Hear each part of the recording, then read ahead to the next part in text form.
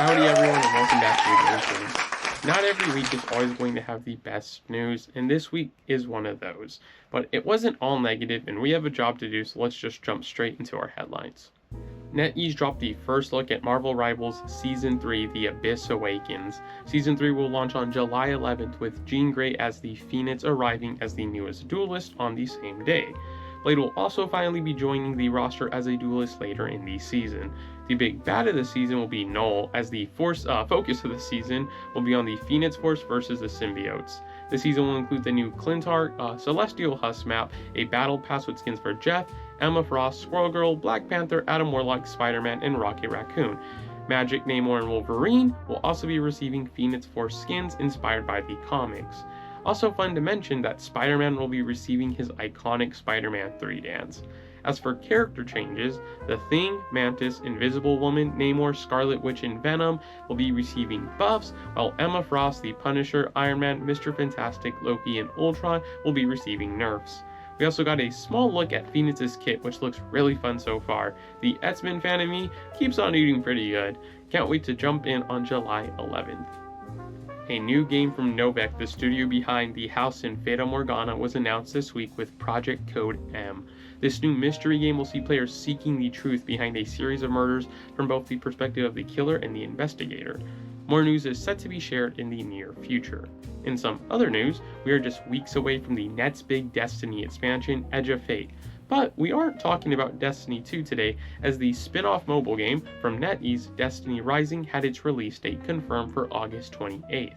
Players can pre-register on their website to get some rewards for the launch, and while I'm a little scared of the potential gacha mechanics, hopefully the gameplay loop is fun enough to make playing while on the go a good time.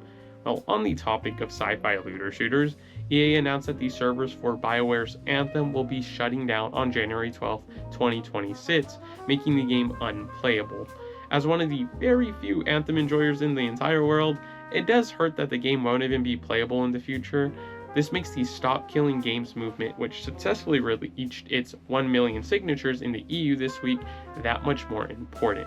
Stop Killing Games' goal is to ensure that developers must be held accountable in ensuring their game is playable in some way after server shutdown.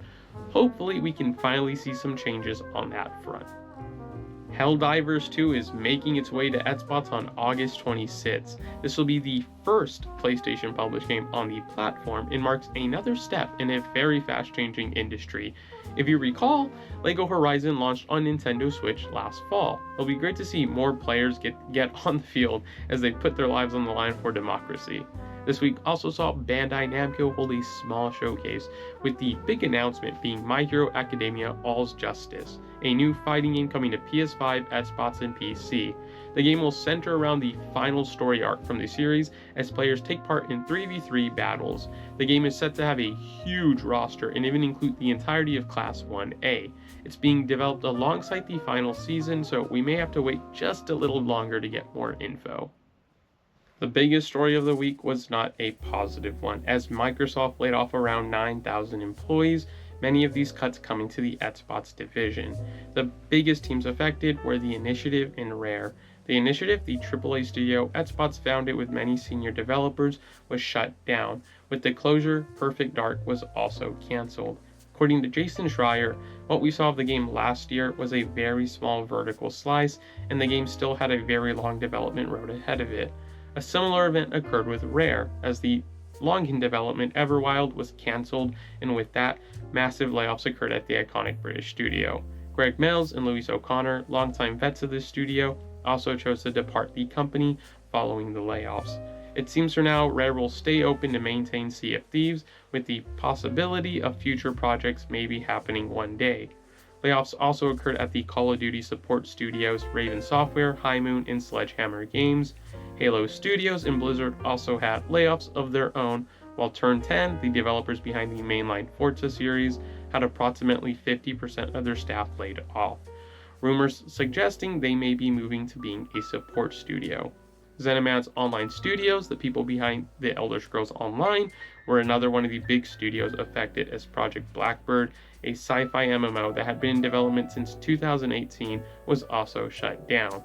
IGN reported that the studio had been working on a new engine and that development was beginning to ramp up before the news came of the cancellation. With 3 big project cancellations and who knows how many smaller projects that we may not have heard of, such as an FPS from John Romero's studio also being cancelled, where does Xbox go from here?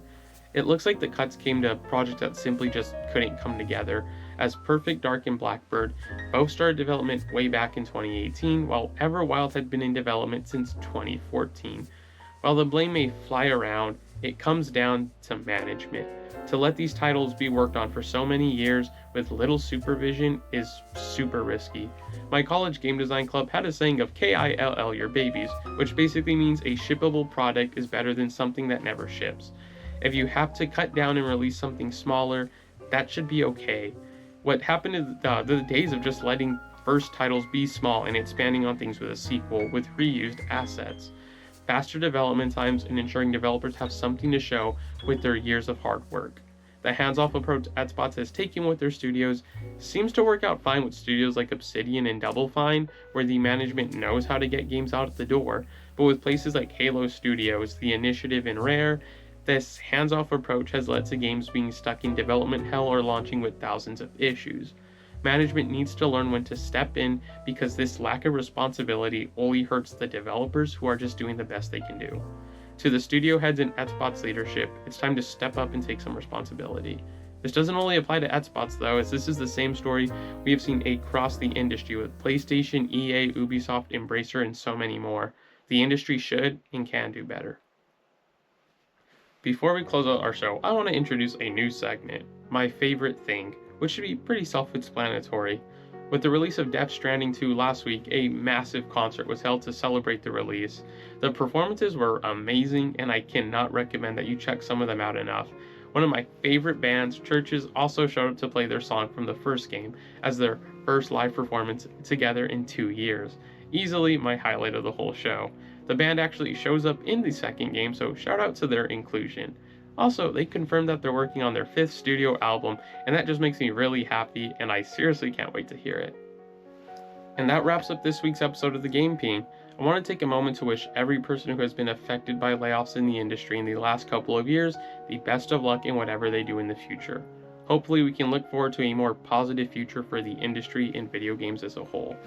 I've been your host, Brandon Elanese, and I'll see you all soon.